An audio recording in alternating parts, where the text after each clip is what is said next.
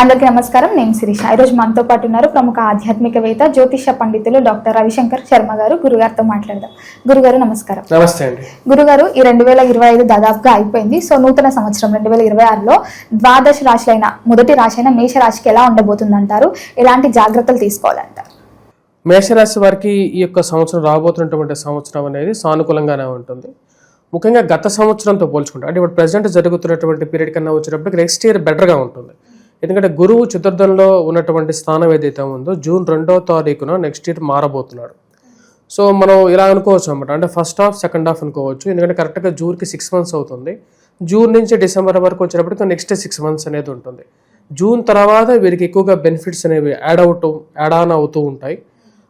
ముందుగా నేను చెప్పినట్టు విధంగా గత వీడియోస్లో కూడా నా వీడియోస్ చూసినట్లయితే నెక్స్ట్ 8 years కూడా వచ్చేటప్పటికి ఏ రాశికి పూర్తి ఫలితం అనేది ఉండదు. ఎందుకంటే గురు అతిచార స్థితిలోకి స్టార్ట్ అయినప్పుడు గురువు మార్పు అనేది జరుగుతూ ఉంటుంది. సో 6th month అంటే కరెక్ట్గా చెప్పాలంటే జూన్ నుంచి ఈ రాశిలో ఉండేటువంటి వారికి చాలా అనుకూలంగా ఉంటుంది. ఎందుకంటే ఈ సంవత్సరం అంటే మన తెలుగు సంవత్సరాలుగా చెప్పాలంటే మనం మార్చి నుంచి చెప్తాము, ఇది వచ్చేటప్పటికి స్టార్టింగ్ నుంచే కాబట్టి రేపు రాబోతున్నటువంటి జూన్లో గురువు ఉచ్చస్థానంలోకి వెళ్ళబోతున్నాడు. అది చాలా అనుకూలంగా ఉంటుంది. ఈ మేషరాశి వారికి ముఖ్యంగా వచ్చేటప్పటికి సంతాన ప్రాప్తి అనుకూలత అనేది ఉంటుంది. కొత్తగా మ్యారేజ్ అయినటువంటి వారికి సంతాన ప్రాప్తి గురించి ఎవరైతే ప్రయత్నం చేస్తున్నారో వారికి అనుకూలంగా ఉంటుంది. వ్యాపారం గురించి అభివృద్ధి గురించి ప్రయత్నం చేస్తున్నటువంటి వారికి కూడా చాలా సానుకూలమైనటువంటి ఫలితాలు పొందగలుగుతారు.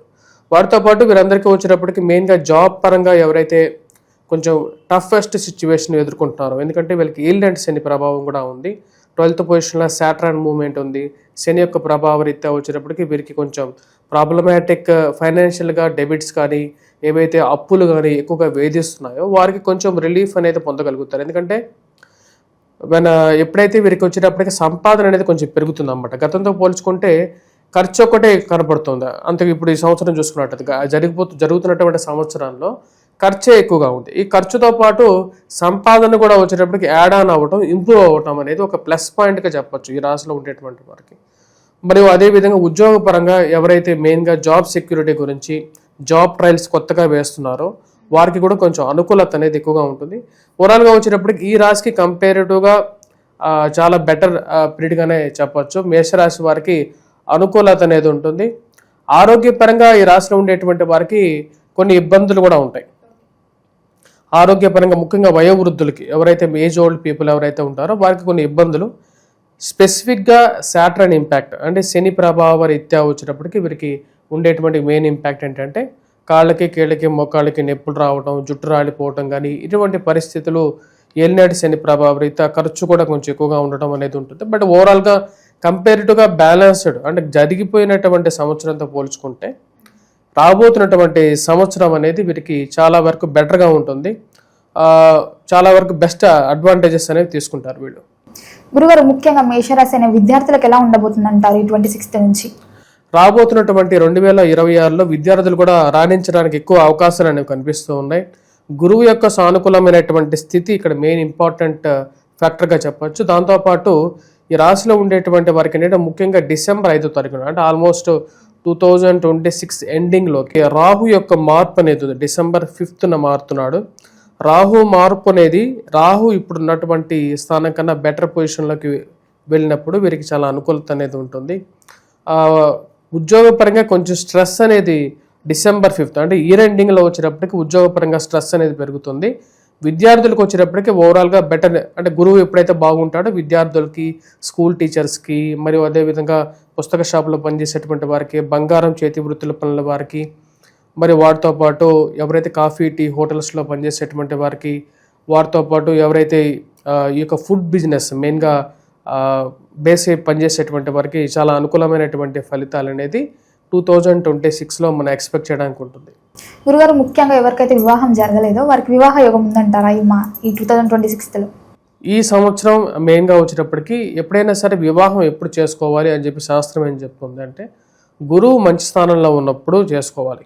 ఈ సంవత్సరం ఈ రాశిలో ఉండేటువంటి వారికి వివాహ యోగం అనేది ఉంది. ఆ వివాహ యోగానికి కూడా వచ్చేటప్పటికి జూన్లో వీళ్ళు ట్రై చేయాలి. జూన్ 2nd నుంచి వీళ్ళు ట్రై చేసినట్లయితే పాజిటివ్నెస్ అనేది ఎక్కువగా ఉంటుంది. కుటుంబంలో కొంచెం ప్రశాంతత అనేది కూడా ఉంటుంది. ఎందుకంటే గురువుకి మెయిన్గా వచ్చేటప్పటికి 5th and 9th హౌసెస్ని ఎక్కువగా చూస్తూ ఉంటాడు. వీరికి ఫ్రెండ్స్ అండ్ రిలేషన్షిప్స్ ఏవైతే ఉంటాయో అటువైపు నుంచి ఎక్కువగా సంబంధాలు రావటానికి, వారి సపోర్ట్ నుంచి సంబంధాలు రావటానికి, వారి యొక్క ప్రోద్బలంతో వీరికి కొన్ని సంబంధాలు కలవటానికి కూడా అవకాశాలు అనేవి ఈ సంవత్సరం కనిపిస్తూ ఉన్నాయి. వ్యాపార వృద్ధి కూడా కనిపిస్తున్నది. మెయిన్గా ఫ్రెండ్స్ సపోర్ట్ అనేది కొంచెం ఈ సంవత్సరం కొత్త ఫ్రెండ్స్ జాయిన్ అవడానికి కూడా కారకంగా ఉంటుంది. ముఖ్యంగా గృహయోగం ఉందంటారా మరి? గృహయోగ రీత్యా వచ్చినప్పటికి ఈ సంవత్సరం వీళ్ళకి ఎక్స్పెండిచర్తో కూడుకున్నటువంటి కొన్ని పనులు కొన్ని తగ్గించుకున్నట్లయితే గృహయోగం అనేది ఉంటుంది. వర్క్ పరంగా స్ట్రెస్ని బ్యాలెన్స్ చేసుకోవాలి. యోగ ప్రాప్తి కన్నా కూడా వీరికి వచ్చినప్పటికీ వాహన యోగ ప్రాప్తి అనేది ఈ సంవత్సరం ఎక్కువగా కనిపిస్తూ ఉన్నది. ఏదైనా వాహనం కొనుక్కోవడానికి చేసేటువంటి ప్రయత్నాల్లో లాభదాయకంగా ఉండే విధంగా ఉంటుంది. గృహయోగ ప్రాప్తి పొందగలుగుతారు, కాకపోతే ఖర్చు పరంగా కొంచెం ఎక్కువగా ఉండేటువంటి విషయాలు ఎక్కువగా కనపడుతూ ఉన్నాయి. అలాగే గురుగారు, సినీ రంగాల్లో ఉన్న వారికి, అలాగే రాజకీయ రంగంలో ఉన్న వారికి ఎలా ఉండబోతుంది అంటారు? ఈ సంవత్సరం ఈ రాష్ట్రంలో ఉండేటువంటి వారికి గత సంవత్సరంతో అంటే జరుగుతున్నటువంటి సంవత్సరం 2025తో పోల్చుకుంటే 2026లో చేతి వృత్తులు పడిన వాళ్ళు కళాకారులకి మెయిన్గా అంటే ఈ యొక్క ఫిల్మ్ ఇండస్ట్రీలో ఉండే వాళ్ళందరూ కూడా కళాకారులు కాబట్టి వాళ్ళందరికీ కూడా చేతి నిండా పని అనేది ఉంటుంది. మెయిన్గా అది చాలా ఇంపార్టెంట్ ఫ్యాక్టర్. అది వీరికి పుష్కలంగా లభించగలుగుతుంది. అదేవిధంగా వచ్చేటప్పటికి ఎవరైతే జాబ్స్ గురించి మెయిన్గా అంటే ప్రతిరోజు జాబ్ గురించి ట్రై చేసేటువంటి వారు అంటే ఈ ఫిల్మ్ ఇండస్ట్రీలో ఉండేటువంటి వారికి అనుకూలంగా ఉంటుంది. రాజకీయంగా వీరికి వచ్చేటప్పటికి అనుకూలమైనటువంటి సమయంగానే చెప్పవచ్చు. 2026 కుజస్తంభన అనేది కూడా ఈ సంవత్సరం కూడా ఉంది. యాక్చువల్గా కుజస్తంభన జరిగిన సమయంలో రాజకీయమైనటువంటి అనుకూలమైనటువంటి మార్పులు అనేవి ఈ సంవత్సరం వీళ్ళు ఎక్స్పెక్ట్ చేయొచ్చు. ఓకే గురుగారు, అలాగే నరఘోష, నరదిష్టి, శత్రువుల నుంచి బాధపడుతున్న వారికి ఈ ఇయర్ ఏమైనా విముక్తి ఉంటుందంటారా? మెయిన్గా ఈ నరఘోష అనేది వచ్చేటప్పటికి ఈ సంవత్సరం వీరి యొక్క ఎదుగుదల గత సంవత్సరంతో పోల్చుకుంటే ఈ సంవత్సరం, ఎందుకంటే ఎదుగుదల ఎప్పుడైతే మనిషి జీవితంలో ఎక్కువగా ఉంటుందో నరదిష్టి కూడా అదే విధంగా ఉంటుంది. ఈ సంవత్సరం ఈ రాశిలో ఉండేటువంటి వారికి ఎదుగుదల గత సంవత్సరంతో పోల్చుకుంటే చాలా ఎక్కువగా ఉంటుంది, బెటర్గా ఉంటుంది. కాబట్టి వీరి మీద కంపల్సరీగా ఎదుటివారి కన్ను అనేది ఎప్పుడు ఉంటూ ఉంటుంది. కాబట్టి ఆ విషయంలో కొంచెం జాగ్రత్తగా ఉండాలి. మన యొక్క ఆర్భాటాన్ని బయటకు చూపించకుండా ఉంటే చాలా వరకు కంట్రోల్గా ఉంటుంది. ముఖ్యంగా ఈ 2026లో రైతులకు ఎలా ఉండబోతుందంట? రైతులకి ఈ సంవత్సరం చాలా అనుకూలంగా ఉంటుంది. గత సంవత్సరంతో సరైనటువంటి గిట్టుబాటు ధర రానటువంటి వారికి అకాల వర్షాల వల్ల కొంచెం నష్టానికి ఎదురు చూసినటువంటి వారు, మెయిన్గా పెట్టుబడి పెరిగిపోవటం, అదేవిధంగా రావాల్సినటువంటి డబ్బు సరైనటువంటి సమయంలో రాకుండా ఉండటం, అప్పులు ఇచ్చినటువంటి వారు కూడా తిరిగి ఇవ్వలేనటువంటి కొన్ని పరిస్థితులు ఏర్పడడం, ఇవన్నీ కొంచెం ప్రాబ్లమాటిక్ సిచ్యువేషన్స్ యాక్చువల్గా చాలామంది ఫేస్ చేస్తున్నటువంటివి. వాటి నుంచి కొంచెం రిలీఫ్ అనేది పొందగలుగుతారు. వీడు కొన్నటువంటి భూమి రేటు పెరగటం, ఉన్నటువంటి స్థిరచరాస్తులు ఏవైతే ఉన్నాయో ఆల్రెడీ ఉన్నటువంటి ప్రాపర్టీస్లో కొంచెం గిట్టుబాటు ధర కన్నా కూడా అనుకున్న దానికన్నా కూడా మార్కెట్ వాల్యుయేషన్ పెరగటం అనేది ఒక చాలా వరకు సాటిస్ఫాక్షన్. ఎప్పుడో కొని పడేసినటువంటి భూమి రేట్లు పెరిగాయని చెప్పి తెలిసి మానసికంగా కొంచెం ఆనందానికి గురవటానికి కారకంగా ఉంటుంది ఈ యొక్క సంవత్సరం అనేది. గురుగారు, ముఖ్యంగా విదేశాలకు వెళ్ళాలని చాలా మంది ఆసక్తి చూపిస్తున్నారు. సో వీళ్ళకి విదేశ యోగం ఉందంటారా ఈ రాశి వారికి? ఈ సంవత్సరం ఈ రాశిలో ఉండేటువంటి వారికి విదేశీ యోగం అనేది ఉంది. విదేశీ యోగం ఉంటుంది కానీ కాకపోతే స్ట్రెస్ కూడా అదే విధంగా ఉంటుంది. ప్రయాణంలో విలువైనటువంటి ఆభరణాలు, విలువైనటువంటి వస్తువుల విషయంలో జాగ్రత్తగా ఉండాలి. ప్రయాణ విషయంలో అస్వస్థతకు గురవ్వకుండా జాగ్రత్తగా ప్రయాణం చేయడానికి ఎక్కువగా జాగ్రత్తలు అనేవి తీసుకోవాలి. గురుగారు, అలాగే ముఖ్యంగా ఈ 12 రాశుల్లో ఏ రాశి ఈ సంవత్సరం ముందుంటారు అంటే ఈ మేష రాశికి ఏ ర్యాంక్ ఇస్తారు మీరు? నేను ఈ సంవత్సరం మొత్తం డీటెయిల్ అనాలిసిస్ చేయడం జరిగింది. మేషరాశి వారికి అంటే 12 ర్యాంకులు అన్నమాట. 12 రాశులు 12 ర్యాంకులు. ఈ సంవత్సరం మేషరాశి వారికి మెయిన్గా ఇచ్చేటువంటి ర్యాంక్ 8th ర్యాంక్ అనేది ఉంది.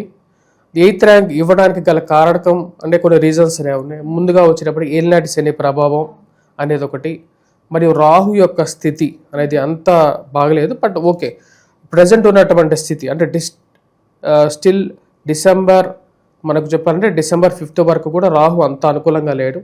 డిసెంబర్ 5th తర్వాత కొంచెం బెటర్గా ఉండే విధంగా ఉంది. దాని తర్వాత వీటితో పాటు గురువు యొక్క మార్పు అనేది కూడా వచ్చినప్పటికి జూన్లోనే జరుగుతున్నది.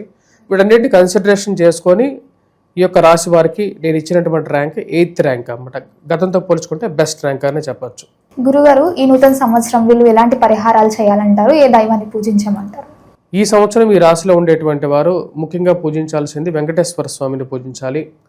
అదేవిధంగా ధరించాల్సినటువంటి రత్నం వచ్చేటప్పటికి ముఖ్యంగా కాకి నీలాన్ని ధరించడం అనేది మంచిది, చాలా వరకు సపోర్ట్గా ఉంటుంది. నెక్స్ట్ ఇయర్ కూడా అది పనికొస్తుంది యాక్చువల్గా. ఎందుకంటే జన్మరాశిలోకి శని సంచారం నెక్స్ట్ ఇయర్ కూడా ఉంది కాబట్టి, ఇది ఇంకా ఫస్ట్ ఫేజ్లోనే శని ఉన్నాడు కాబట్టి ఈ యొక్క నెక్స్ట్ రాబోతున్నటువంటి 5 సంవత్సరాలు కూడా దీని యొక్క ప్రభావం అనేది ఉంటుంది. కాబట్టి కాకి నీలాన్ని ధరించండి. అదేవిధంగా వెంకటేశ్వర స్వామి దేవాలయ దర్శనం చేసుకోండి. వాటితో పాటు విద్యార్థులు ముఖ్యంగా వచ్చేటప్పటికి దక్షిణామూర్తి శ్లోకాన్ని పఠించడం, అదేవిధంగా గురుగ్రహ మంత్రజాపాన్ని చేసుకోవటం, వటవృక్షం కింద దీపారాధన చేయటం వీలైనప్పుడల్లా గురువారం పూట స్పెషల్గా, ఇవి సానుకూలమైనటువంటి ఫలితాన్ని, గురుబలాన్ని పెంచగలుగుతాయి. అది జీవితాన్ని, సుఖాన్ని, ప్రశాంతతను ఇవ్వగలుగుతుంది ఈ సంవత్సరం. మొత్తం మీద గురుగారు, నూతన సంవత్సరం మేషరాశి వారికి ఎలా ఉండబోతుంది, ఎలాంటి జాగ్రత్తలు తీసుకోవాలి, ఏ దైవాన్ని పూజించాలో తెలియజేసినందుకు ధన్యవాదాలు. ధన్యవాదాలు.